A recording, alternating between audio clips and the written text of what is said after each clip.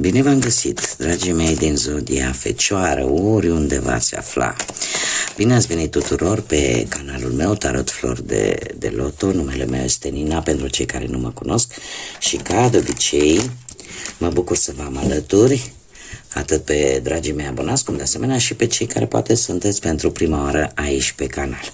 Azi voi face o lectură specială pentru un eveniment special, important, în care de-al minteri deja suntem. A început undeva pe data de 21 ianuarie și, ca să zic așa, punctul culminant îl va atinge undeva între 24-25 ianuarie. Despre ce este vorba? Este vorba despre alinierea a 6 planete pe aceeași axă. Avem pe Marte, pe Jupiter, pe Uranus, Neptun, Venus și Saturn, care vor fi în aceeași linie. Ce înseamnă asta? Asta înseamnă că vom avea parte de o energie cosmică fabuloasă. Asta înseamnă că toate aceste planete se vor alinia așa într-un mod foarte armonios și pentru noi, din punct de vedere astrologic, această aliniere vine cu transformări, cu schimbări majore pentru viața fiecăruia în mod particular, în mod personal, cum de asemenea și la nivel global. Este un eveniment energetic unic care va mai avea loc abia peste 20 de ani și trebuie să vă spun că e păcat să nu profităm de toată această energie pe care Universul ne-o transmite. De ce? Pentru că ceea ce voi veți manifesta în aceste zile, da, inclusiv pe 24-25 ianuarie, poate să vă schimbe destinul pe întregul an. Adică vine cu schimbări majore pe care nu trebuie să le ignorăm.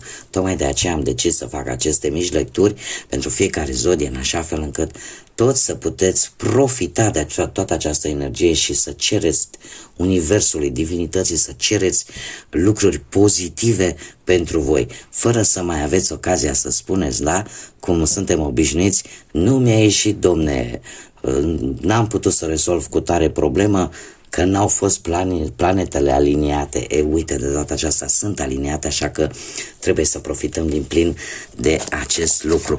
Așa că, dragilor, haideți să vedem toți cei care aveți Soare, Lună, Venus, ascendentul în Zodia Fecioară, atunci această lectură este de asemenea și pentru voi.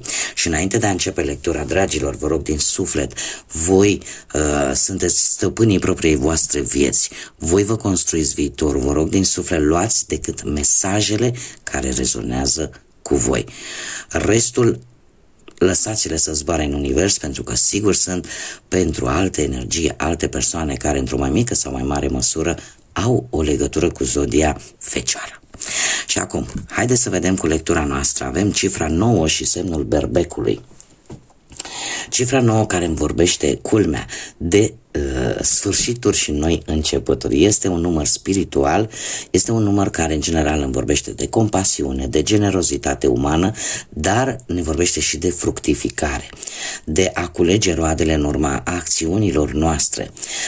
Ne vorbește de responsabilitate, de foarte mult altruism, de acea necesitate de a închide anumite capitole din viața voastră și de a vă pregăti pentru noi etape.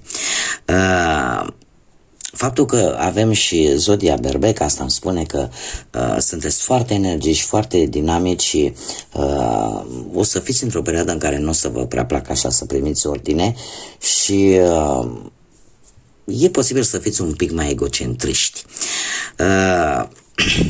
Ce-ar fi de spus, dragilor?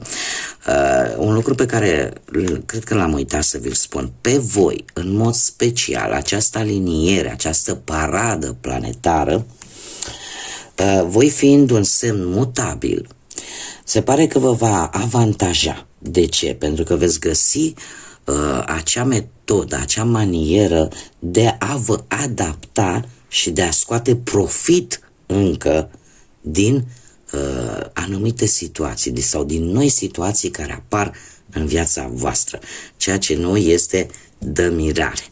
Și avem aici, revenind la această carte, avem scutul care îmi spune că ești protejat sau că simți nevoia să te protejezi și o vei face, sau poate pur și simplu blochezi anumite lucruri negative, anumite energii negative care încearcă să intre în viața ta, stai în picioare și ești pregătit precum un erou, precum un cavaler, să aduci acea siguranță atât ție cât și celor dragi ție.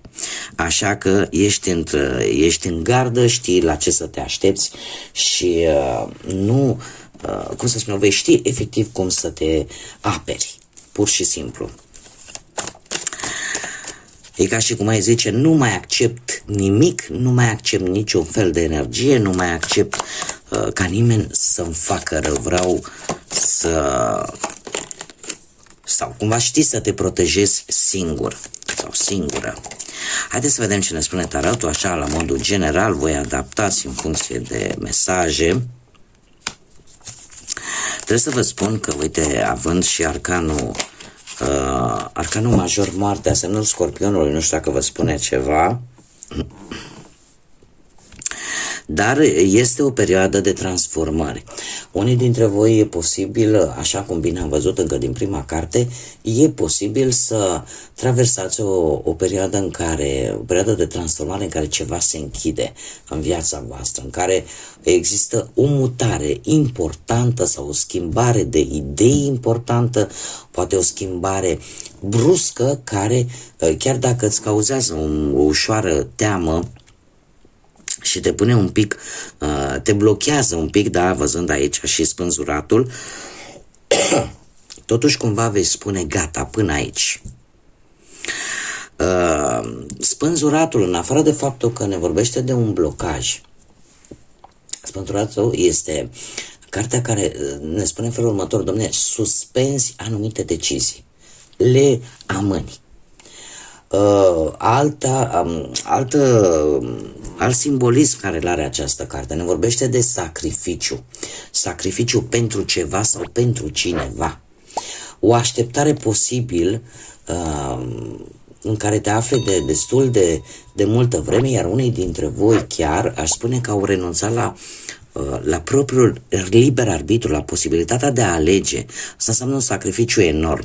În momentul în care renunți la propria ta putere de a alege și a decide ce să faci cu viața ta, indiferent că vorbim de bani, de dragoste sau de viață profesională, da? Aici voi trebuie să adaptați în funcție de ceea ce pe voi, care aspect al vieții voastre vă interesează. Cert este că acest blocaj de multe ori vine pentru că voi acceptați tacit o anumită situație.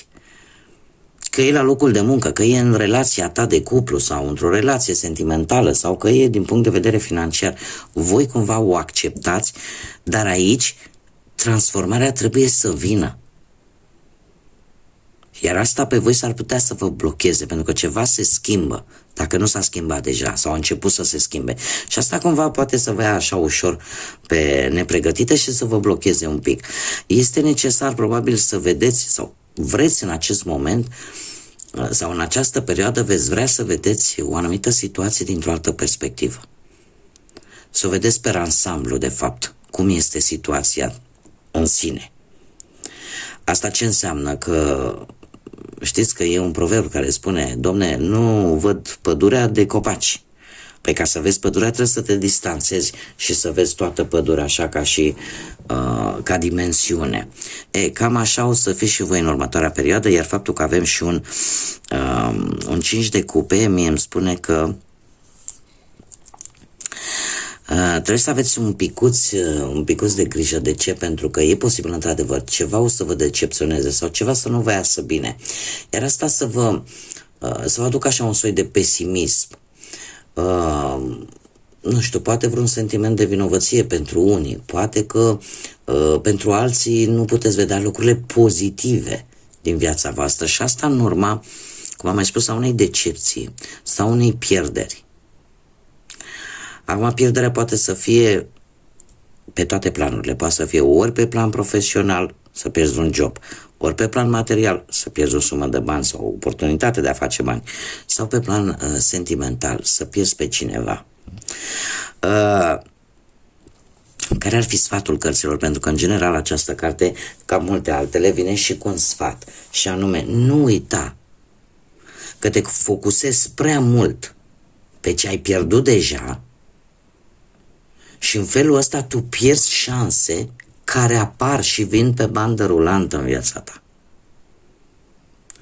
Nu rămâne cu gândul, cu capul îndreptat către trecut. Trecutul a fost de fapt, știți cum se spune că prezentul de astăzi este trecutul de ieri și viitorul de mâine o să ajungă prezentul de azi. Așa că trecutul oricum nu are nimic nou să spună, da? S-a întâmplat, asta este, trebuie să te reorientezi. Tocmai de aceea se pare că, din câte am văzut eu aici, sunteți în starea asta de defensă, de a vă apăra, de a nu fi atacați. Și faptul că mare atenție, pentru că din câte văd aveți o influență de foc a zodiei Berbec, care de multe ori devine destul de agresiv atunci când este atacat. Da, că acum fiecare zodie are și ea atât părțile ei bune cât și părțile mai puțin bune. Așa că mare grijă la agresivitate în următoarea perioadă. Haideți să vedem care este mesajul pentru voi, dragilor, în aceste zile atât de, o încărcătură atât de puternică. Un mesaj, te rog, pentru dragii mei din Fecioară, de la Pădurea Mistică. Și ce ne spune? Că vei atrage autenticitatea, sau mai degrabă aș spune, încearcă să fii autentic, încearcă să fii tu. Spune așa: tu, fiind autentic, vei atrage acele persoane drepte și îi vei alunga pe cei greșiți, pe cei care nu prea sunt benefici. Când tu vei sta în adevăr, atunci cu adevărat vei filtra pe toți cei care nu se vor alinia cu drumul tău. Este un îndemn de a fi tu însăți, de a nu fi altcineva numai pentru a face pe plac altcuiva, pentru că acela nu ești tu, nu ești cel tu autentic. În momentul în care noi acceptăm o situație, indiferent pe ce plan al vieții vorbim, dacă e la locul de muncă, că e într-o situație financiară, că e în dragoste, deci nu contează. În momentul în care tu sau oricare dintre noi facem, cum să spunem, ne comportăm într-un anumit fel, nu pentru că vrem noi, pentru că asta depinde de liberul arbitru, așa cum bine am văzut,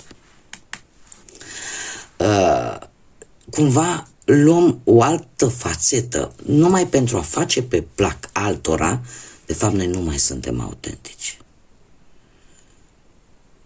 Da, nu mai suntem, ne pierdem din autenticitatea noastră și din felul în care noi gândim, din principiile pe care noi le avem și cu care ne construim viața.